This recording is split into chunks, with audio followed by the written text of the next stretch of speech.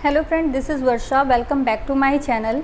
आप सभी को पता है कि यूथ पब्लिकेशन के प्रीवियस ईयर क्वेश्चन पेपर से बहुत ज़्यादा क्वेश्चंस रिपीट होते हैं और मैंने खुद अपना जो सीटेट क्वालिफ़ाई किया है, सीटेट यूपी टेट, वो इसी बुक से क्वालिफ़ाई किया है। ठीक है, तो इसके जो प्रीवियस ईयर क्वेश्चन है वो हम करा रहे हैं। हिंदी और ईवीएस के प्रीवियस ईयर क्वेश्चन हो चुके हैं जिनकी प्लेलिस्ट बनी हुई है, आप सभी वहाँ पर जाकर देख सकते हैं।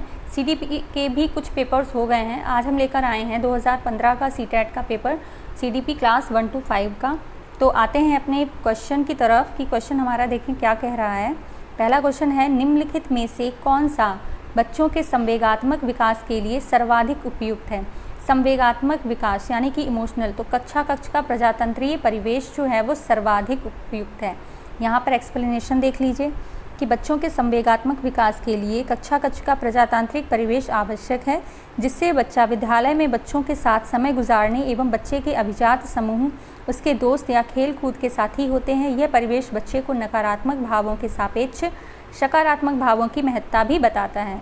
ठीक है, तो क्लासरूम में बच्चे का एक्टिव होना बहुत ज़रूरी है, वहाँ पर उसके संवेग जो होते हैं वो ज़्यादा उनका विकास हो पाता है। ठीक है, नंबर 2 देखते हैं क्या है। निम्नलिखित में से कौन सा एक उपयुक्त रचनात्मक आकलन का कार्य नहीं है, पूछा है। तो खुले अंत वाले प्रश्न जिसमें बच्चे का विकास ज़्यादा होता है वो अपने अलग अलग डायमेंशन में सोच कर आंसर देता है। ठीक है, बंधा हुआ प्रश्न नहीं है, तो खुले अंत वाले प्रश्न बहुत ज़रूरी होते हैं। परियोजना करना, अवलोकन करना, ऑब्जर्व करना, हर बच्चा अलग तरीके से हर चीज़ को अवलोकन करता है। ठीक है, तो इसमें कौन सा उपयुक्त कार्य आकलन कार्य नहीं है, तो डी, विद्यार्थियों का योग्यता क्रम निर्धारित करना, ये आकलन कार्य नहीं है। ठीक है, नंबर 3 देखते हैं। एक प्रभावशाली अध्यापिका होने के लिए यह महत्वपूर्ण है। क्या महत्वपूर्ण है कि प्रत्येक बच्चे से संपर्क में रहना। ऐसा नहीं करना है कि आप प्रतिभाशाली बच्चे के तो साथ में ज़्यादा रह रहे हो, उसको ज़्यादा सिखा समझा रहे हो, जबकि एक पिछड़े वर्ग और मंदबुद्धि बालक की तरफ आप ध्यान नहीं दे रहे हो, क्योंकि वो आपकी सोच इस तरह से है कि उसको तो समझ में ही नहीं आने वाला। तो ऐसी सोच आपको नहीं रखनी है। एक प्रभावशाली अध्यापिका की महत्वपूर्ण विशेषता होती है कि वह प्रत्येक बच्चे के संपर्क में रहती है। ओके, 4th क्वेश्चन देखते हैं क्या है। 4th क्वेश्चन है कि बच्चों के अधिगम को सुगम बनाने के लिए अध्यापकों को एक अच्छे कक्षाई परिवेश का सृजन करने की आवश्यकता होती है। इस प्रकार के अधिगम परिवेश का सृजन करने के लिए नीचे दिए गए कथनों में से कौन सा सही नहीं है। तो अध्यापकों के अनुसार कार्य करना, आपको बच्चे के अनुसार कार्य करना होगा। ठीक है, कि बच्चा किस हिसाब से समझ रहा है, किस तरह से उसकी मतलब बुद्धि है, उस हिसाब से आपको क्लास को मैनेज करना है और अध्यापकों के अनुसार नहीं करना है, याद रखिए। ठीक है, 5th क्वेश्चन की तरफ आते हैं कि लड़कों और लड़कियों के विषय में कुछ कथन नीचे दिए गए हैं, आपके अनुसार इनमें से कौन सा सही है।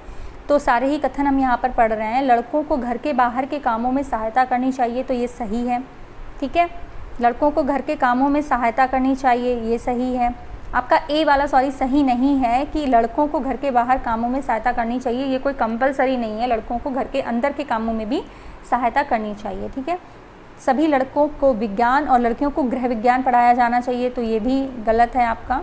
लड़कियों को घर के कामों में सहायता करनी चाहिए, तो इसमें से कौन सा आपका राइट ऑप्शन है, बी है कि लड़का हो चाहे लड़की, दोनों को ही घर और बाहर दोनों के ही कामों को सीखना आना चाहिए। ठीक है, 6 देखते हैं। एक बच्चे की कॉपी में लिखने में विपरीत छवियां, दर्पण छवि आदि जैसी गलतियां मिलती हैं। इस प्रकार का बच्चा लक्षण प्रदर्शित कर रहा है अधिगम में अशक्तता का। ठीक है, कौन सा लक्षण, अधिगम में अशक्तता, यानी कि सीखना, अधिगम का मतलब क्या होता है, सीखना, वह प्रक्रिया जो कि पूरे जीवन चलती रहती। अशक्तता का अर्थ होता है कमी। ठीक है, यानी कि उसके सीखने में कमी आ रही है, जिसकी वजह से वो इस तरह की गलतियां कर रहा है। ठीक है, अब 7th क्वेश्चन देखते क्या है। शिक्षार्थियों के ज्ञान अर्जन में सहायता करने के क्रम में अध्यापकों को किस पर ध्यान केंद्रित करना चाहिए। तो किस पर ध्यान केंद्रित करना चाहिए, शिक्षार्थी को सक्रिय सहभागिता के लिए शामिल करना। बच्चा जो है वो एक्टिव होना चाहिए। हमने हर पेपर में आपको ये समझाया, हर बार यही समझाया है कि बच्चा जो है वो इतना ज़्यादा एक्टिव होना चाहिए कि उसको हर चीज़ को करने में खुद मोटिवेशन अंदर से आए। ठीक है, तो आपका यहाँ पर सी ऑप्शन सही है। 8th की बात करते हैं। अध्यापक के दृष्टिकोण से प्रतिभाशीलता किसका संयोजन है। तो उच्च क्षमता, उच्च सृजनात्मकता और उच्च स्मरण शक्ति। ठीक है, ये प्रतिभाशीलता के जो संयोजन है, लक्षण है। ठीक है, अब 9th क्वेश्चन एनसीएफ की बात कर रहा है कि एनसीएफ 2005 के अनुसार गलतियां इस कारण से महत्वपूर्ण हैं। क्यों महत्वपूर्ण है? कि ये बच्चे के विचार की अंतर्दृष्टि उपलब्ध कराती हैं तथा समाधानों को पहचानने में सहायता करती हैं। ठीक है, इसका एक्सप्लेनेशन देख लीजिए। एनसीएफ 2005 के अनुसार गलतियां इस कारण महत्वपूर्ण होती हैं क्योंकि ये बच्चों के विचारों को समझने का एक तरीका उपलब्ध कराती हैं जिससे अवगत होकर अध्यापक उनके विचारों, भावों को निर्देशित कर सकता है। ठीक है, तो बहुत ज़रूरी है गलतियां करना भी।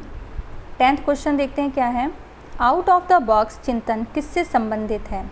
आउट ऑफ द बॉक्स मतलब अपसारी चिंतन, अलग अलग दिशाओं में सोच लेना। ठीक है, तो ऐसे प्रतिभाशाली बच्चे यही करते हैं कि उनकी जो चिंतन शैली होती है वो कैसी होती है? अपसारी। तो इसमें क्या होता है कि अपनी ओर से एक तथ्य जोड़कर निष्कर्ष निकालना होता है। ठीक है, याद रखिएगा, आउट ऑफ द बॉक्स मतलब अपसारी चिंतन।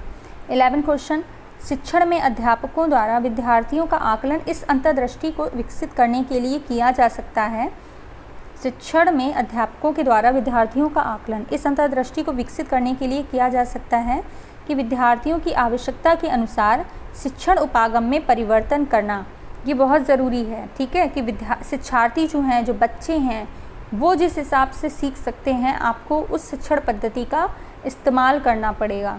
ठीक है, आप अपने हिसाब से नहीं सिखा सकते क्योंकि ऐसा होता है ना कि अलग अलग बच्चे होते हैं, समावेशी कक्षा होती है, तो उसमें हर बच्चा अलग होता है, उसकी ज़रूरत अलग होती है, उसको अलग विधि से ही सिखा भी सकते हैं। तो आपको सारी ही शिक्षण विधियाँ आनी चाहिए। ठीक है, 12 की बात करते हैं क्या है। अधिगम अनुभवों को इस प्रकार से आयोजित किया जाना चाहिए जिससे अधिगम को सार्थक बनाया जा सके। नीचे दिए गए अधिगम अनुभवों में से कौन सा बच्चों के लिए सार्थक अधिगम को सुगम नहीं बनाता है? तो एक, विषय वस्तु को केवल याद करने के आधार पर पुनरावृत्ति करना। आपको सिर्फ रटवाना नहीं है। ठीक है, कि बच्चा सिर्फ रटे ले रहा है, याद किए ले रहा है, तो याद करना नहीं, बच्चे खुद उस विषय वस्तु पर प्रश्न बनाएं, परिचर्चा करें, वाद विवाद करें, प्रकरण का प्रस्तुतिकरण करें। तो ये तीनों ही आपके राइट ऑप्शन हैं और जो ए वाला है वो ऐसा नहीं होना चाहिए। ठीक है, बात करते हैं 13 की। बच्चों को शाब्दिक या गैर शाब्दिक दंड देने का परिणाम होता है कि उनके स्वयं के प्रति अवधारणा को नष्ट करना। अगर बच्चे किसी चीज़ को अच्छे से समझ रहे हैं और अगर वो मतलब बता रहे हैं और आपने उनको डांट दिया, दंड दे दिया, तो वो क्या करेंगे, फिर उस चीज़ को दोबारा नहीं करेंगे और उनका जो सृजनशीलता है, एक्टिवनेस है, वो ख़त्म हो जाएगी। ठीक है, और उनके अंदर नकारात्मकता उत्पन्न हो जाएगी, जो आपको नहीं करना है।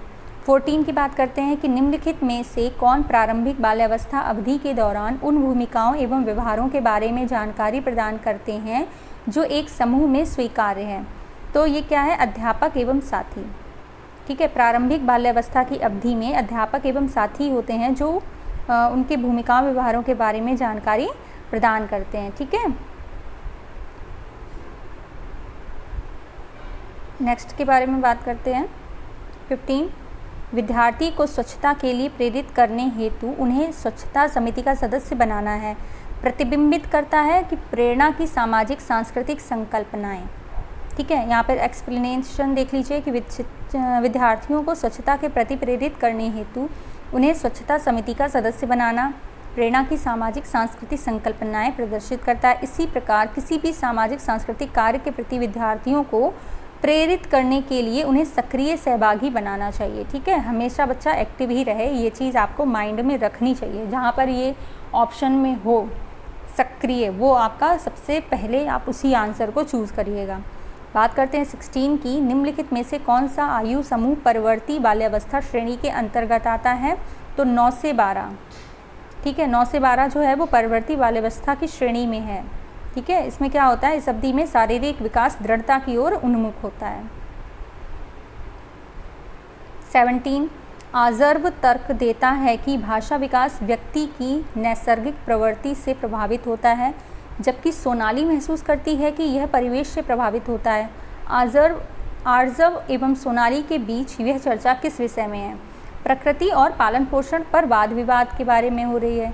ठीक है, वो प्रकृति की बात कर रहे हैं और वो पालन पोषण यानी परिवेश की बात कर रहे हैं। ठीक है, 18 की बात करते हैं क्या है। अध्यापिका ने ध्यान दिया कि पुष्पा अपने आप किसी एक समस्या का समाधान नहीं कर सकती, फिर भी वह वयस्क या साथी के मार्गदर्शन की उपस्थिति में ऐसा करती है, तो ये क्या हो गया आपका सहारा देना, सफोकोल्डिंग।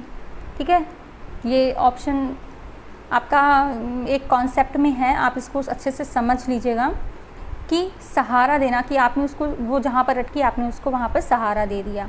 ठीक है, 19 क्वेश्चन देखते हैं क्या है। अध्यापिका ने एक कमेटी के प्रधान को सभापति के स्थान पर समाध्यक्ष लिखा। यह संकेत करता है कि अध्यापिका एक लिंग मुक्त भाषा का प्रयोग कर रही है। ठीक है, सभापति के स्थान पर क्या लिखा, सभाध्यक्ष, यानी कि सभा का अध्यक्ष। अब चाहे वो स्त्री हो या पुरुष हो, और सभापति, पति जहाँ पर मतलब सभापति आ गया तो वहाँ पर ये लग रहा है कि हम पुरुष को ही संबोधित कर रहे हैं। ठीक है, तो इन्होंने क्या किया है, एक लिंग मुक्त भाषा का प्रयोग किया। 20 सतत एवं व्यापक मूल्यांकन किस लिए आवश्यक है, यह समझने के लिए कि अधिगम का किस प्रकार अवलोकन किया जाता है, दर्ज किया जाता है व सुधार किया जा सकता है। सतत एवं व्यापक मूल्यांकन बहुत ज़्यादा ज़रूरी होता है। इसमें छात्रों के विद्यालय आधारित मूल्यांकन की प्रणाली, जिसमें छात्र के विकास के सभी पक्ष शामिल होते हैं। ठीक है, व्यापक यानी कि सभी पक्षों को यहाँ पर शामिल किया जाता है। 21 की बात करते हैं कि लॉरेंस कोलबर्ग के सिद्धांत के कौन सा स्तर नैतिकता की अनुपस्थिति को सही अर्थ में सूचित करता है। तो स्तर 1, स्तर 1 में क्या होता है, बच्चा छोटा होता है। ठीक है, तो प्रथम स्तर क्या है, पूर्व परंपरागत स्तर। इस स्तर पर नैतिक विकास सामाजिक व सांस्कृतिक नियमों जैसे अच्छा या बुरा, सही या गलत आदि की व्याख्या मिलने वाले दंड पुरस्कार अथवा नियमों का समर्थन करने वाले व्यक्तियों की शारीरिक सामर्थ्य अथवा होने वाले स्थूल परिणामों से आंकी जाती है। ठीक है, इसमें बच्चा काफ़ी छोटा होता है, 3 साल का होता है, तो वो ज़्यादा नैतिकता की तरफ नहीं जा पाता। ठीक है, 22 की बात करते हैं। निम्नलिखित में से कौन सा बच्चों के सामाजिकरण को प्रगतिशील मॉडल के संदर्भ में सही नहीं है। तो कौन सा सही नहीं है, बच्चे विद्यालय में बताई गई बातों को स्वीकार करते हैं चाहे उनकी सामाजिक पृष्ठभूमि कुछ भी हो, तो ये सही नहीं है। ठीक है, एक्सप्लेनेशन आप इसका समझ लीजिए कि सामाजिकरण का प्रगतिशील मॉडल वही है जिसमें व्यक्ति या बालक स्वतंत्रता पूर्वक तथा सरलता पूर्वक सहभागी बन सकें और सामाजिक कौशलों को सीख सकें। किंतु यदि विद्यालय में ऐसी कोई बात या कार्य बताया जाता है जो छात्रों के सामाजिक पृष्ठभूमि से भिन्न है, तो वह उनके लिए अनुकूल नहीं है। इससे क्या होगा कि छात्रों में समाजीकरण के विरोध उत्पन्न होंगे, जो किसी भी दिशा में समाजीकरण का प्रगतिशील मॉडल नहीं है। ठीक है, अब बात करते हैं 23 की। अधिगम में आकलन के लिए आवश्यक होता है, क्या आवश्यक होता है, प्रेरणा के लिए। भाई जब प्रेरणा होगी, अंदर से आंतरिक मोटिवेशन होगा, तभी तो बच्चा कर पाएगा। छात्र अपनी कमज़ोरियों को जानकर उसमें सुधार कर सकते हैं। ठीक है, 24 प्रचलित योजनाओं में नई जानकारी जोड़ने को किस नाम से जाना जाता है, आत्मसातकरण। कि पुरानी जो चीज़ है उसमें आत्मसात कर लिया नई चीज़ को। ठीक है, नए ज्ञान को। 25 हम सभी अपनी बुद्धि, प्रेरणा, अभिरुचि आदि के संदर्भ में भिन्न होते हैं। यह सिद्धांत संबंधित है किससे, व्यक्तिगत भिन्नता से। ठीक है, ये बहुत इजी क्वेश्चन है। 26 की बात करते हैं। वंचित समूहों के विद्यार्थियों को सामान्य विद्यार्थियों के साथ साथ पढ़ाना चाहिए, इसका अभिप्राय क्या हो गया, समावेशी शिक्षा। ये भी बहुत ही इम्पॉर्टेंट क्वेश्चन है। समावेशी शिक्षा का जो टॉपिक है उसको आप अच्छे से पढ़ लीजिएगा। अब बात करते हैं 27 की। कोई भी नाराज़ हो सकता है, यह आसान है, परंतु एक सही व्यक्ति के ऊपर सही मात्रा में, सही समय पर, सही उद्देश्य के लिए तथा सही तरीके से नाराज़ होना आसान नहीं है। ये क्या है, संवेगात्मक विकास से संबंधित है ये। ठीक है, 28 विकृत लिखावट से संबंधित लिखने की योग्यता में कमी किसका लक्षण है, लिख रहे हैं ना, ग्राफ बनाते हैं तो वो डिस्ग्राफिया। लिखने की योग्यता ग्राफ डिस्ग्राफिया, याद रखिएगा इसको। ठीक है, डिसेबिलिटी की एक वीडियो हमने बना दी है, तो आप उसको देख सकते हैं। पियाजी के सिद्धांत के अनुसार निम्नलिखित में से कौन सा व्यक्ति के संज्ञानात्मक विकास को प्रभावित नहीं करता, तो सामाजिक अनुभव। पियाजी ने समाज के बारे में बात बिल्कुल नहीं की है। उन्होंने कहा है बच्चा अपनी एज के अनुसार चीज़ों को ऑब्जर्व करता रहता है, उनका अनुकूलन करता रहता है और सीखता रहता है। ठीक है, समाज के बारे में उन्होंने नहीं बात की है। 30 की बात करते हैं। इनमें से कौन सा त्रितंत्रीय सिद्धांत में व्यवहारिक बुद्धि का अभिप्राय नहीं है, तो केवल जैसा यूज़ वर्ड, जहाँ पर वर्ड यूज़ हुआ हो उसको तो आपको बिल्कुल छोड़ ही देना है, उस ऑप्शन को तो लेना ही नहीं है। तो यहाँ पर अभिप्राय नहीं की बात कर रहे हैं, तो हमने यहाँ पर केवल वर्ड चूज़ किया है कि केवल अपने विषय में व्यवहारिक रूप से विचार करना, ये ऐसा त्रिस्तरीय सिद्धांत में व्यवहारिक बुद्धि का अभिप्राय नहीं है। ठीक है, तो आई होप कि आपको ये पेपर पैटर्न जो समझाया है वो समझ में आया होगा। ऐसे ही जितने भी पेपर हुए हैं आप सभी उनको प्लेलिस्ट में जाकर चेक कर सकते हैं और देख सकते हैं, और अपने जो भी फ्रेंड सर्कल है जिन्होंने सीटेट का फॉर्म फिल किया है उनके साथ चैनल को लाइक शेयर एंड सब्सक्राइब ज़रूर करें। Thank you so much.